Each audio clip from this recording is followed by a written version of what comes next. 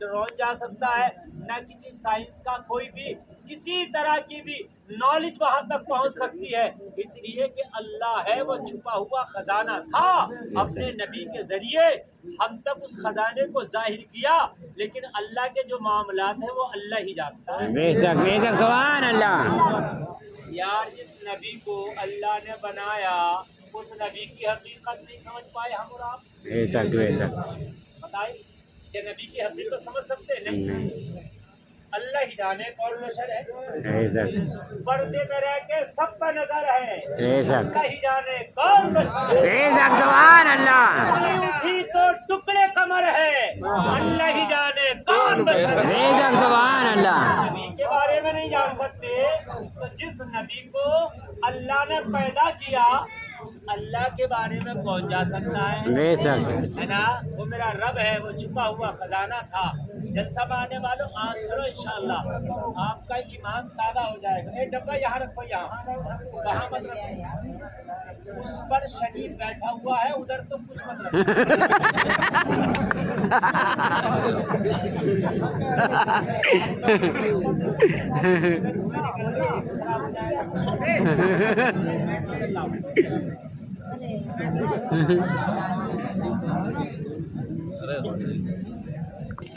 जरा सा अगर सिस्टम में खराबी आई तो आप लोग जो है मतलब अपने आप को इधर उधर डिस्टर्ब करते रहते हैं, अजीब मसला है।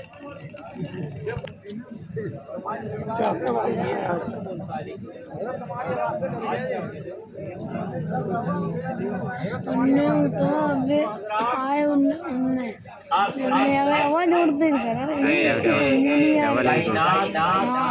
इसको समझ में नहीं आ रही है, ये आवाज तेज नहीं कर रहा, अल्लाह ने इतनी बड़ी बनाई कि अगर पूरी कायनात का चक्कर लगाना चाहो तो हजारों करोड़ बरस आप घूमते रहो, लेकिन कायनात का चक्कर ना लगा सको।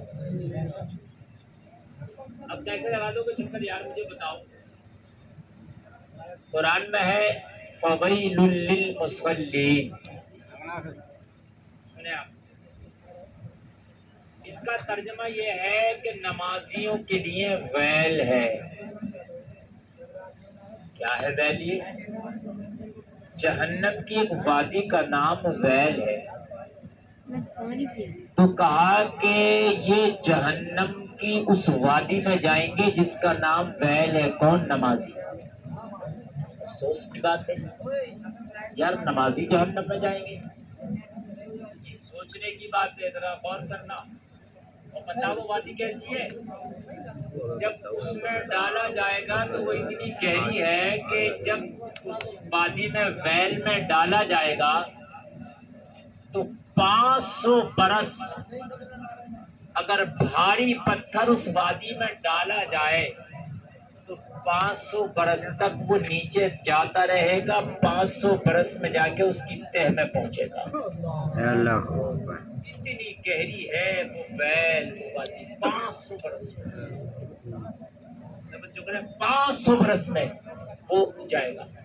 उसमें कौन जाएगा? नमाजी। कौन सा नमाजी जाएगा? सुन ले हजरात, वो नमाजी जाएगा जो मनचाही नमाज पढ़ता है, यानी किसी ने 2 टाइम की पढ़ ली, 3 टाइम की छोड़ दी, 3 टाइम की पढ़ ली, 2 टाइम की छोड़ दी, 1 टाइम की पढ़ ली, 4 टाइम की छोड़ दी, 4 टाइम की पढ़ ली, 1 टाइम की छोड़ दी, यानी मन करा तो पढ़ ली, मन नहीं किया तो नहीं पढ़ी।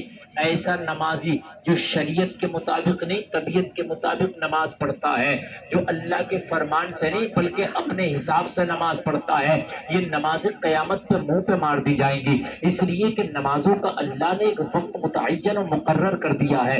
जब वो वक्त आता है तो तेरे ऊपर नमाज फर्ज हो जाती है, उस वक्त में नमाज तेरे ऊपर पढ़ना फर्ज है, तुझे नमाज पढ़ना है। अब चाहे तुम दुकान में हो, मकान में हो, चाहे तुम अपना काम कर रहे हो, कारोबार कर रहे हो, दोस्तों की महफिल में हो, सफर में हो, हजर में हो, आप कीमती काम कर रहे हो या कोई गैर कीमती काम कर रहे हो, आप कितनी ही गहरी पंचायत में हो, शादी में हो, मैयत में हो, सुख में हो, दुख में हो, गम में हो, आप کسی بھی حالت میں ہو، تکلیف میں ہو، بیماری میں ہو، ہاسپٹل میں ہو، اپنے گھر میں ہو، کسی بھی حالت میں ہو، جب نماز کا وقت آ گیا تو اللہ نے تیرے اوپر نماز فرض کر دیا. اب نماز پڑھنا تیرے اوپر فرض ہے.